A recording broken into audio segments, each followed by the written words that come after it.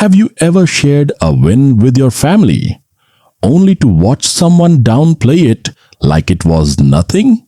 Maybe it was a sibling who forgot to mention your promotion at dinner, but spent 20 minutes bragging about their own raise.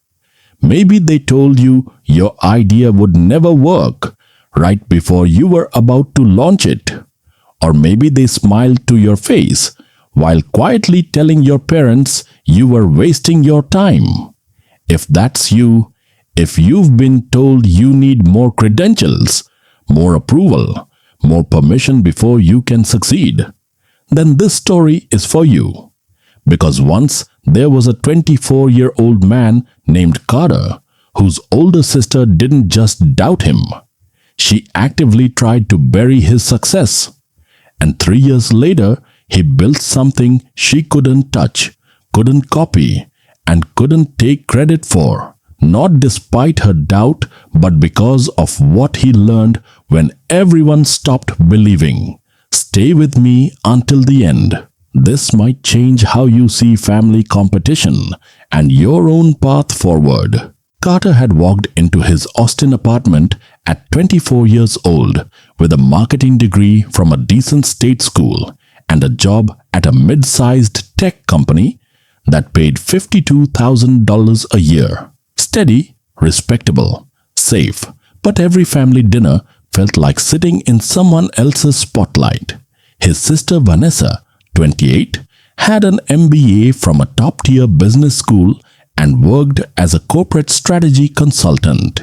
She was the golden child. Promotions, business trips to Singapore, keynote speeches at industry conferences. Their parents hung on every word. Carter's job was fine. He ran social media campaigns. He wrote email sequences. But sitting at those dinners, watching Vanessa command the room, he felt invisible. So 6 months into his corporate job, he started something on the side. A small e-commerce brand selling minimalist desk accessories for remote workers. Notebooks with clean layouts, cable organizers, monitor stands. He spent weekends researching suppliers on Alibaba, nights building a Shopify store. And when he made his first sale, a $34 transaction for 2 desk pads, he felt a rush his day job had never given him. 3 months in, Carter hit $2,000 in monthly sales. He was proud. He told Vanessa over coffee one Saturday morning, "I hit $2,000 last month," he said, trying to keep his voice casual. Vanessa looked up from her latte, gave him a lukewarm smile. "That's cute, Carter. Just don't quit your real job, okay? E-commerce is saturated. You need stability." That night at family dinner, his parents echoed her caution. "Vanessa knows business. Maybe listen to her." Carter's data showed 40% month-over-month growth, but to them, it was a hobby. 3 months later, Carter's side business was accelerating fast. $5,000 in sales, then $8,000, then $12,000. But his day job was slipping. He missed deadlines, got distracted in meetings, ran Facebook ads during lunch breaks. His manager pulled him aside one afternoon. "Carter, your last 2 campaigns underperformed. Everything okay?" Yeah. Just a lot going on. I'll fix it." But he didn't. Because that weekend, Vanessa visited his apartment unannounced and saw inventory boxes stacked in the living room. 23 boxes of monitor stands, bubble wrap everywhere. "This is getting out of hand," she said, arms crossed. "You're turning into one of those Instagram hustle bros. It's embarrassing." She kept going. "If you're serious, you need an MBA. You need credibility. This DIY thing won't scale." Carter ignored her, hired a freelance designer for $600, launched Instagram ads. Revenue hit $15,000 the next month.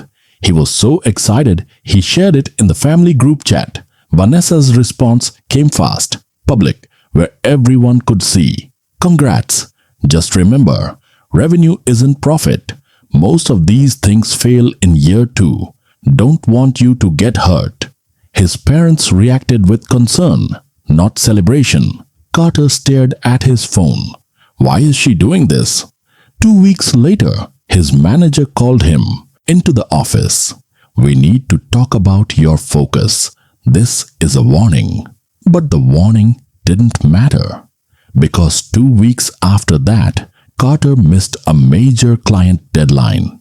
He'd been on the phone with a supplier handling a shipment crisis for his business. His manager didn't yell, just looked tired. We're letting you go. You're talented, but you're not here anymore. The Slack goodbye message went out that afternoon. Coworkers reacted with sad emojis. Carter went home, sat on his couch, and texted his family. Lost my job today. Vanessa's private text came first. Oh no. I was worried about this. Come home this weekend. We'll figure it out. That Saturday, Carter sat at the family dinner table while his parents looked at him with disappointment and pity. His dad spoke first. Maybe this is a sign. The business thing. Maybe it's time to focus on a real career path. Vanessa leaned forward, sympathetic. I can refer you to some entry-level roles at my firm. You'd have to start over, but it's stable.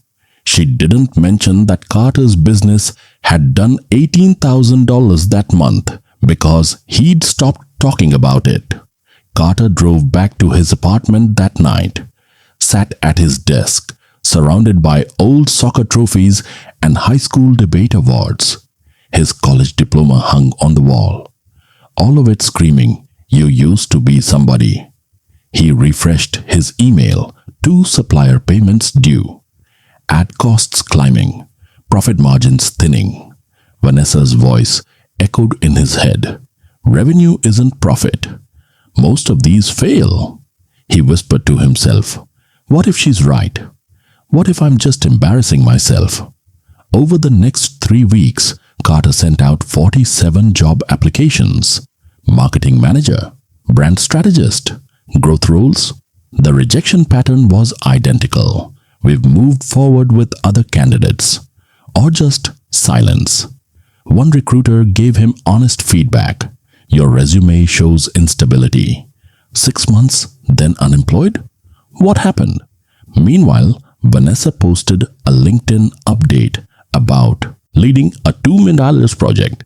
The family group chat exploded with congratulations. Carter posted an update about a customer win. Silence. His business plateaued at $17,000, then $18,000, then back to $17,000. 2 months of flatline. He couldn't afford better inventory. Suppliers were demanding bulk orders he couldn't pay for. Ad costs kept rising. He realized he was one bad month from shutting down completely. He scrolled Instagram. Old college friends in suits. Corporate holiday parties. Promoted to senior analyst posts. His mom texted him about a family dinner he'd skipped. Vanessa brought her boyfriend. He's a VP at 30. You should come next time. Meet people who can help you. The phrase stung. People who can help you meant not your little business. Carter sat alone in his apartment that night and admitted it out loud. Everyone was right. I'm just a failed marketing guy with a storage unit full of notebooks. He opened Instagram, typed out a draft post. Inventory sale. Closing. Down. Thanks for the support. His thumb hovered over the post button. Then his email notification chimed. He almost ignored it, but he clicked. The subject line read, Bulk Corporate Order Inquiry. The message, your desk pad literally changed my workspace. I bought 5 more for my team. Do you do bulk corporate orders? Attached, a request for a $1,400 order. Carter stared at the screen for 10 minutes. This was the first time a customer had come to him with a bigger opportunity. He researched the sender, a small startup founder, 40 employees, growing fast. Then Carter did something he hadn't done in weeks. He Googled successful entrepreneurs without MBAs. Richard Branson, Mark Zuckerberg, Steve Jobs, Michael Dell, Jay-Z, Tyler Perry, David Karp. 7 names. None of them had the credentials Vanessa worshipped, but they all had results. Then he remembered something. A guy named Marcus who'd spoken at a local entrepreneur meetup 6 months ago. Built a 3 million a year physical products brand. No investors, no MBA. Carter found Marcus on LinkedIn. Sent a message at 11 p.m. I know this is random, but I'm at a crossroads. Can I buy you coffee? 20 minutes. I'll drive anywhere. Marcus replied the next morning. Tuesday, 9 a.m. Flight path coffee. See you there? Tuesday morning, Carter walked into the coffee shop 10 minutes early. Marcus was already there. Mid-40s, gray hoodie, worn moleskin notebook on the table. No flashy watch, no designer bag. Just calm confidence. Carter sat down, nervous, with a list of questions written in his own notebook. Marcus smiled. Relax. Tell me where you're at. Carter explained everything. The business, the family doubt, Vanessa's warnings, the job loss, the plateau at $18K a month. When he finished, Marcus didn't offer advice immediately. He just nodded. Can I show you something? Marcus pulled out 2 business cards from his wallet. The first one was old, embossed heavy cardstock. Senior Analyst, Deloitte. Consulting. The second was simple, cheap online print. Marcus Chen, founder, with a tagline that subtly embedded his revenue. Building 7-figure brands. Which one do you think my family wanted me to keep? Carter pointed to the first. Marcus grinned. Then Marcus grabbed a napkin and drew 3 columns. Skills, he said, tapping the first column. What can you do that others can't or won't? He tapped the second. Results, what have you built that proves it works? He tapped the third. Relationships, who trusts you enough to bet on you? Your sister lives in column 1. Credentials, degrees, titles. That works in corporate, but in this world? He tapped column 2. Results are your credentials. You've done 18K months with no team, no MBA, and a family actively doubting you. That's column 2. And that corporate order email, that's column 3 starting. Someone trusted you. Carter pushed back. But she's right about profit margins. I'm barely keeping afloat. Marcus leaned forward. So fix that. You know the problem. Do you need permission to solve it? Or do you need a plan? Carter didn't answer. Marcus's voice softened. Stop calling yourself a failure who lost a job. You're a builder who outgrew a safety net. That's scary, but it's not wrong. He slid a piece of paper across the table. This guy does lower minimums, better margins. Tell him I sent you. And stop reporting to your family like they're investors. They're not. Build quietly. Prove it to yourself first. Carter walked out of that coffee shop and sent the corporate client a proposal. Yes, we do bulk orders. It was the first time he'd used we, even though it was just him. He landed the $1,400 deal. Then he asked for a testimonial and a referral. He called Marcus's supplier contact, negotiated better cost per unit, raised his profit margin from 22% to 38%. He reinvested everything. No new clothes, no going out, meal prepped chicken and rice for 6 weeks straight. He watched 47 YouTube videos on Facebook ads optimization, took notes in his own notebooks. The irony wasn't lost on him. He called 14 corporate office managers cold. We specialize in remote team welcome kits. 11 hung up, 3 booked calls, 1 converted into a $980 order. 4 months after the coffee meeting, Revenue jumped to $24,000. Carter hired his first employee, Jake, a college dropout friend who needed work. Paid him $15 an hour to handle packaging and shipping. Carter worked 80-hour weeks, woke up at 6 a.m., packed orders until 9 a.m., ran ads and answered emails until 6 p.m., supplier calls until 8 p.m., content creation until midnight. Friends texted him for happy hours. Can't? Swamped. Eventually, they stopped inviting him. Vanessa noticed his silence in the family group chat, texted him privately. You okay? You've been quiet.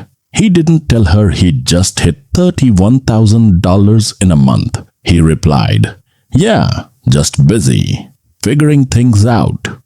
She assumed he was job hunting. Sent him a LinkedIn posting. This could be perfect for you. Carter ignored it.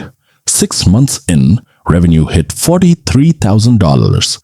He hired a second person, Sophie, another dropout, to handle customer service. He moved out of his cramped apartment into a small warehouse space with an office corner. Still drove a beat-up 2011 Honda. Still meal prepped, still invisible to his family's radar.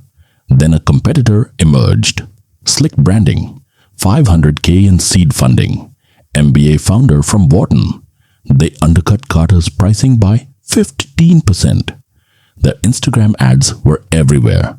Premium workspace tools, backed by top investors. Carter's sales dipped 20% over 2 weeks. The old fears crept back. Maybe you need an MBA. Maybe you need credibility. Vanessa texted him out of nowhere. Saw this brand on Instagram. She sent the competitor's link. This is the kind of professional operation I was talking about. Really polished. Carter didn't respond, but it stung. He almost panicked, almost lowered his prices to compete. Then he remembered Marcus's napkin. Results, relationships. He decided to double down on what made him different. Handwritten thank you notes in every order.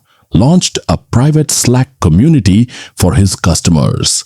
2 weeks later, customers started defending him in Facebook groups. Yeah, that other brand looks nice, but Carter's team actually cares. I've emailed them at 9 p.m. and got responses. 3 months later, the competitor shut down, burned through their funding on ads. No repeat customers, no community. Carter's revenue climbed back to $48,000 a month, then $52,000. Steady, profitable, loyal customer base. One of the competitor's former employees reached out. Are you hiring? I want to work somewhere real. 2.5 years after that coffee meeting with Marcus, Carter walked past his old tech company's office building in downtown Austin. He was 27 now, a different person. His business was doing 1.2 meters in annual revenue. 8 employees, a mix of college grads and dropouts. Inkwatch magazine had featured him in their bootstrapped and profitable list. He got invited to speak at the same local entrepreneur meetup, where he'd first seen Marcus. Before the talk, he drove to Marcus's office unannounced. Brought a gift, a custom desk set with an engraved thank you note. Marcus grinned. You didn't have to do this. You answered a cold LinkedIn message from a stranger. I had to. They talked for an hour. Marcus admitted, my family didn't get it either until year 4. My sister still thinks I'm lucky. Carter laughed. He understood completely. That week, his mom forwarded an article in the family group chat. Did you see this company? It's local. It was Carter's business. She hadn't realized. He took a screenshot, didn't send it, just smiled. Vanessa texted him directly later that day. What happened with your business thing? You never talk about it. Carter replied calmly. It's going well. She Googled him that night, found the ink. Feature, never brought it up. My friend, Carter's story is not about whether you should build a business or get an MBA. It's not about Carter versus Vanessa. It's about understanding this truth. The question isn't whether you have permission. The question is whose approval you're building for. First, understand that credentials and results are not the same thing. The traditional path says get the degree, the title, the pedigree, then you'll be taken seriously. The alternative path says build something people pay for. Solve a problem, let the results speak. Carter spent zero time getting an MBA and all his time increasing profit margins from 22% to 38% and building customer retention. The world doesn't care what's on your resume. It cares what you can deliver. Second, understand the difference between public validation and private progress. The traditional path says, share every win, get applause, let others' reactions fuel you. The alternative path says, build quietly. Let doubt fade into noise. Let the work compound in silence. Carter stopped reporting to his family like they were his board of directors. He built for customers, not approval. And when the results were undeniable, the validation came on its own. Third, understand that competition isn't about credentials or capital. It's about care. The traditional path says outspend, out-credential, out-polish your competitors. The alternative path says outcare them. Build relationships that credentials can't buy. When that funded competitor appeared, Carter didn't panic and copy them. He doubled down on what made him different.